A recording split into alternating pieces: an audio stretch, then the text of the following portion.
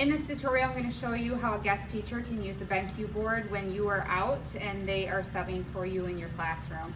So the first thing the guest teacher will receive when they check in the front office or however your building decides is a Chromebook. So they will have a school-issued Chromebook and a guest login for this. They will not log into the BenQ board. They will just turn the BenQ board on. So they'll touch the power button, turn it on, and that is all they need to do with that.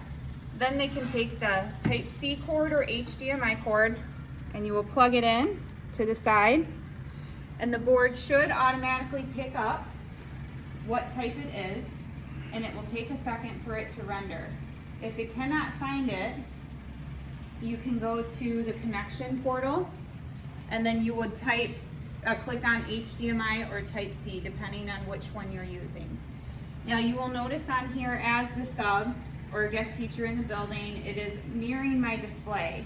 The guest teacher can easily change that how you guys normally do by going into the settings, and then you'll go to device and you'll click on displays, and once you're there you'll see that my Chromebook has a mirror built-in display. I'm going to unselect that, and now it's an extended display.